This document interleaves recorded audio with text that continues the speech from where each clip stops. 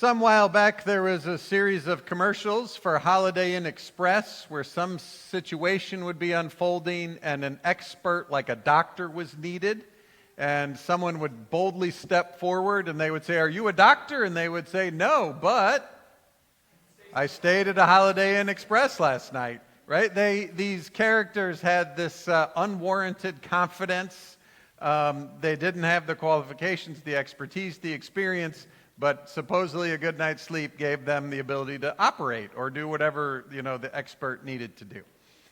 Today, we hear the story from the Gospel of John of this resurrection appearance of Jesus encountering the disciples for the first time and wishes them peace and says, "Just as I was sent, I now send you." But Thomas isn't there. And the Gospel story tells us that Thomas is the twin, but we call him what? Doubting Thomas, because he says, "Well, unless I see it, I'm not going to believe it." It's as if when the disciples met Jesus, Thomas was not at the Holiday Inn Express. He was someplace else, didn't get a good night's sleep, and then shows up not fully confident, but not feeling like he can fully believe. Now, often I have heard this story as Thomas doubting Jesus. Like, I don't know if resurrection is true, so until I see it, I'm not going to believe it. And then it becomes a question of Thomas's faith in God. And then when we talk about that, we say, okay, well then how does that equate to us having doubts in our faith in God? But I'm curious, in the Holiday Inn Express commercials, the people are actually imposters, right? They don't have the qualifications to do what they say they do. In this case, I think about in our culture sometimes we have what we call imposter syndrome, where people are actually qualified and know full well what they're doing, but don't feel like they are, so they doubt themselves. And I wonder if Thomas isn't simply doubting Jesus, or not doubting Jesus at all, but doubting himself. Doubting his ability to discern resurrection, his ability to see God at work in the world. Because we do doubt ourselves a lot. That imposter syndrome is a real thing. When I was in my not early IT career, I was into it a little bit. I had done plenty of work at that point with clients and had experience and probably knew what I was doing. But then I came to a project with the government where every single client person we dealt with had a master's degree and a very high degree of knowledge and expertise in what they did. And I was like 25, so I'm not even sure my brain was fully formed yet. And I remember walking into a room with this whole group of them, and they looked at me and said, "Can we ask you a question?" And I said, "Sure." And they said, "Y'all seem awful young." And they were right. But, I'm sitting there going, I don't know anything about what you know. I don't know anything about the industry. I don't know anything about logistics. I don't know anything about the computer system. But I'm here to put it in and design it for you. Right? And that's hard to walk in there and say, "Yep." And even, I don't think I slept at the Holiday Inn Express. Maybe I should have, and then I would have had more confidence.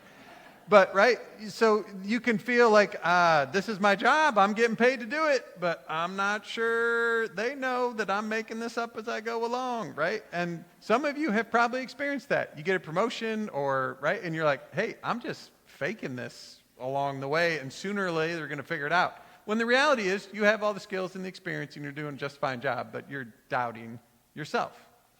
Other times, we develop doubts because other people doubt us. I think of two young ladies that we had at camp one summer, and I've talked about this before. They sit down. Every time we stopped, we'd get out their sketch pads and just start to draw. And I got a sense from conversations from them that most of the messages they got from adults in their life was, "That's a waste of time. That's not a career. That's a nice hobby, but you need to be figuring out what you're going to do with your life, and it shouldn't be art," was sort of the sense I got. And so they started, I think, to inherit those doubts. And so the one, she drew like Japanese manga characters, and I go, "You can really draw." And she says, "Oh, no, I can't. I can only draw these."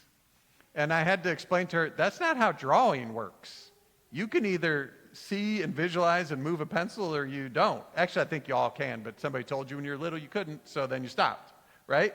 So they inherited these doubts from others, and you could see them already doubting themselves with something they were very, very good at. Other times, we start to doubt ourselves just because the world around us is chaotic, and some people are unpredictable. Some people lie. Some people can try to convince us that we're wrong when we're actually right. And so I've seen this where somebody is like, I'm pretty sure I told them that. I'm pretty sure I sent them that email. But now they're telling me I didn't, and they're telling me I didn't do that, and now I'm starting to wonder if I'm the one that's the problem. They're not, but because someone else is unpredictable or unreliable or chaotic, they're starting to take those doubts on themselves.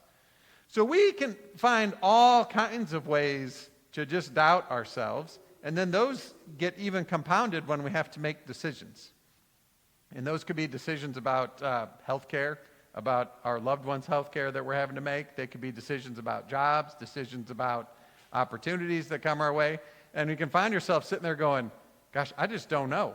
Like, what's the right thing to do? And the hard part is, sometimes there's no easy answer. There isn't one right thing to do. And then it's even harder in those spaces of doubt to try to get to a space. So all of that, I wonder if that's not what Thomas walks into the room with. Because when we hear the stories of Jesus calling his disciples, their answers that we see, like he walks up to Peter and says, hey, drop everything and follow me. And Peter says, okay. Like that's the way the Gospels tell it.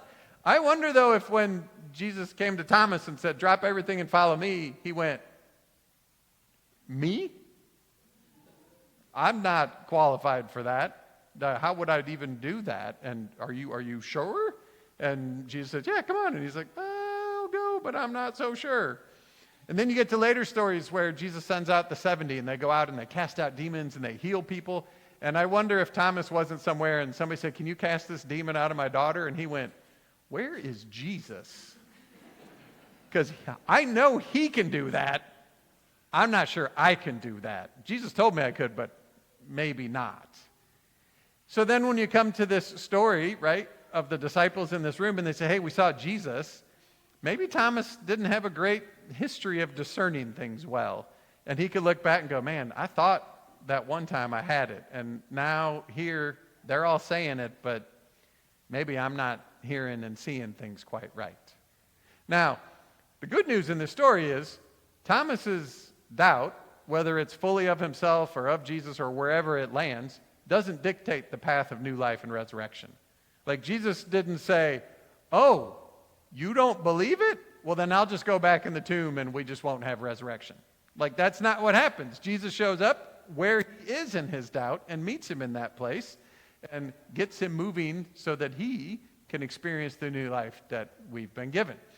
And so when we think about our own doubts of ourselves or our doubts of Jesus, we can't doubt the resurrection out of happening. It's already done. God is always bringing new life into the world, and whether we think we can see it or struggle to see it or doubt that it's happening doesn't mean it's not. God's new life is stronger than our doubt, and what we learned from Thomas is that God will come find us in that doubt and carry us to some new place.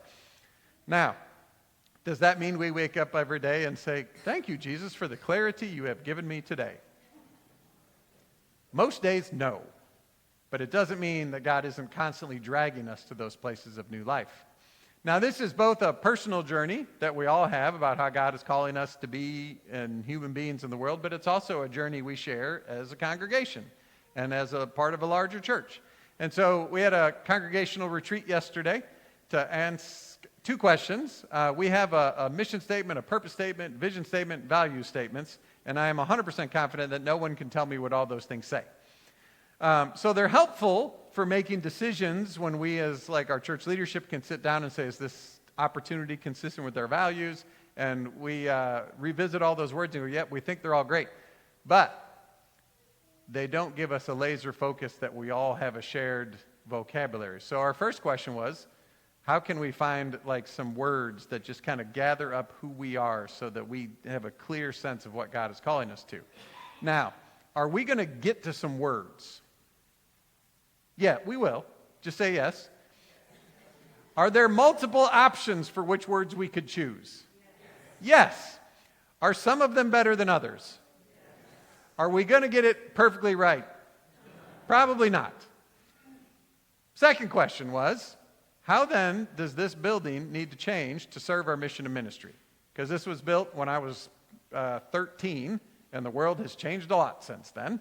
And so we walked around every room in this building and said, what can it change? And the parameters I gave the group was, on the one end, we could just say, well, new carpet, let's get the ceiling fixed and painted, and it's fine. And I said the other end is tear it down and build something completely different that meets the needs we think we have. And one of our young people at the first service said, do that one. And I'm like, okay. So I don't think his allowance is going to cover that. But that was the question, right? And so people walked around and said, ooh, what if we moved this? And what could happen if we did that? And again, we're going to get to something, and we're going to try to discern how is God calling us to be a place of welcome and a place of grace, and how do we share that with the world? Jesus came to the disciples and said, I'm sending you out. So how does this place launch us out into the world to bring grace? We'll get to an answer. Is it the only possible answer? Is it going to be the absolute right answer? It might be. I don't know. But this is the thing. God is always doing something new, and we will always imperfectly work our way toward that. But the thing is, just like Jesus meets Thomas where his doubts is, God will meet us wherever we end up and keep pointing us ahead to places of grace. Martin Luther wrote a letter to somebody that says we should sin boldly. And you could hear that the wrong way and think, well, if we're going to sin anyway, we might as well go on a bank robbery spree and really sin. But that's not what he means. What I think he means is we are inevitably going to miss the mark. We're not always going to get it wrong. Sometimes we'll be super faithful, but there's other times we're going to miss it. So what we ought to do is, as a community, discern well together and then boldly go out into that space. But he follows it up with saying, sin boldly, but trust more boldly in the grace of Jesus, which means as we boldly go those places. So we're going to pick some words that gather up our mission vision. We're going to decide some stuff about the building. Boldly go. And then trust that the grace of Jesus along the way will go, yeah, that probably wasn't quite right. Let's adjust. Adjust here, adjust there. Which this morning I started thinking it's how my golf game looks if I play. I haven't played in a while. But it never looks like I'm going straight where I'm supposed to be. It's over there and then having to find a new ball and drop one, and then that one went in the water, and then I lost 14 balls on one hole one time. But did I eventually get to the end? Yes. Just because I had more balls in the bag, right? And so the trust that we have is not that we are the experts, but that God is, and that God will meet us in those doubts and meet us in our bold faithfulness and carry us along in our failures in that and get us to where it is that God needs us to be. Amen.